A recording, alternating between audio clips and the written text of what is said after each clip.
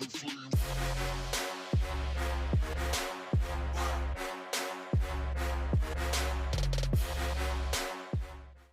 there guys, my name is Matt Brown and this is Million Dollar Principles, where I'm going to share with you the principles that I've used to build businesses that do over $1 million in revenue, and I believe that these principles can really help you in your entrepreneurial journey.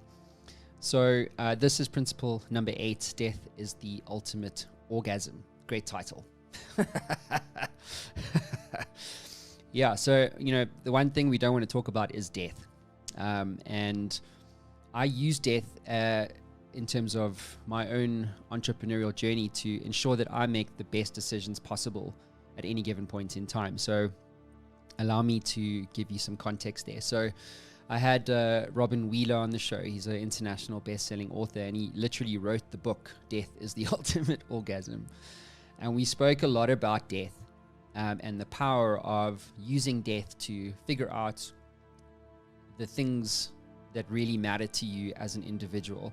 So it's all very well, calling yourself an entrepreneur. I'm Matt Brown, I'm an entrepreneur.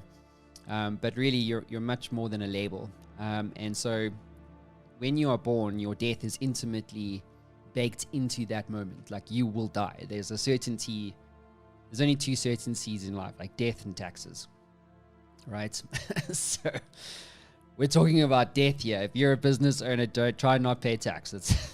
That's pretty much my best advice. Don't avoid tax, pay less tax. And yeah, so my mother passed away a couple months ago, and it taught me a really big lesson about the power of death, not only personally in terms of my relationship with those who I love, but also it gave me a whole new perspective on the type of business that I want to build and how I kind of want to spend my time in terms of building value. So when my mother passed away, she passed away quickly from a brain aneurysm, and my dad's still alive, but when my mom passed, I wasn't talking to her as much as I should have been. And one of the striking things about grief is that they're gone. Like, there's no, like, I can't WhatsApp her. She's not going to read that shit. And I was sat with this overwhelming feeling, first of shock, and then not even grief. It was just denial. And then absolute regret. And what I regretted was not doing the things that I should have done, even though they were hard to do. So I can never change that. She's dead, so I can never change that. And as entrepreneurs, we're always horse trading with ourselves. There's things that you have to do. There's difficult conversations you need to have. And my mother and I were estranged at the time, and I didn't have the balls to have that difficult conversation. And I believe that you can tell the success of an entrepreneur, or anyone for that matter, by the amount of difficult conversations they have had in their lives. And the hardest conversation you can ever have is the conversation you need to have with yourself about who the fuck you are and what you're about, what you will accept and what you'll tolerate, because you always get what you tolerate. And I tolerated a poor relationship with my mother for too long, and eventually she was taken. And as business owners, we are always faced with the difficult conversation, the difficult decision. And here's the reality. We will always regret the things we didn't do. We won't regret the things we did do. Even if we did the things that were hard and didn't work out well, we're not going to regret that because it didn't work out well. Big deal. Get over it. Move on. Forgive yourself. You fucked up. You made a mistake. But you will regret the things you didn't do. And as an entrepreneur, death is the one thing that's really final, and it can happen at any point in time. Businesses die every day, and I've lost businesses, and what I've learned is that when a business fails, it's not you that failed, it's just the business that's failed. The business is dead, not you, you're alive. So if you're faced with a difficult decision about whether you want to quit a business or not, you should think about your death. Or if you're thinking about what you should do in any situation, big or small, and you're concerned around making the right decision, the best way to do or to get to the truth is to think about your death and reflect back to this exact moment. So imagine the day that you died, or on your deathbed, and you're reflecting back to this exact moment, about this difficult moment, this difficult decision you have to make. What's the right decision when you're dead? Not what's the right decision about how you feel about it, because you may be angry, but you still need to forgive that person, or you still need to forgive yourself for the business that you lost.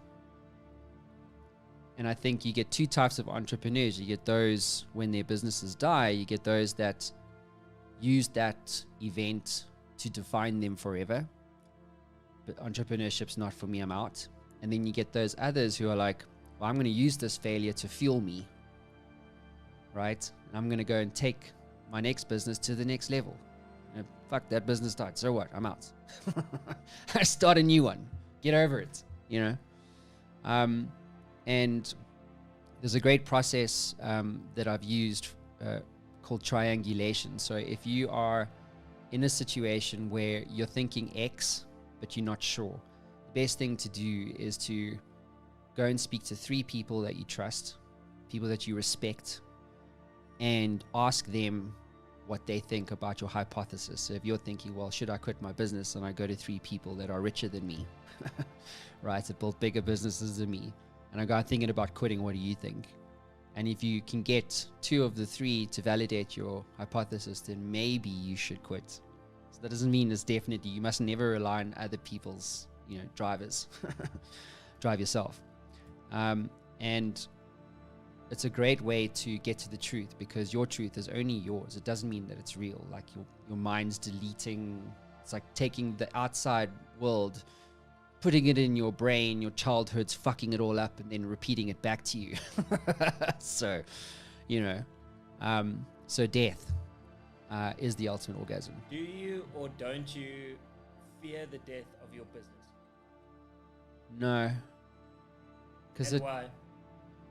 Businesses die all the time.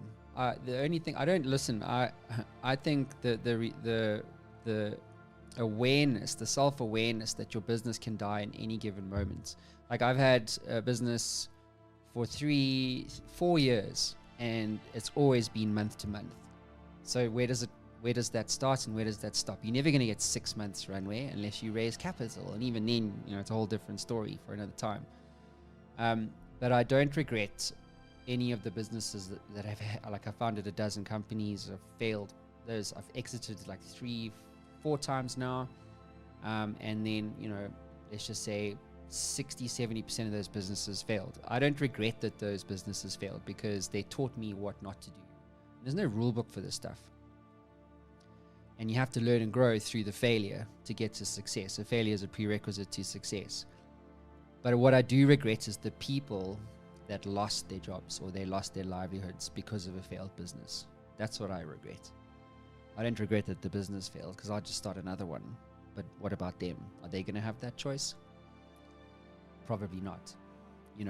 But it's a good point though, because when a business, I believe that every business has an NDE, or a near-death experience.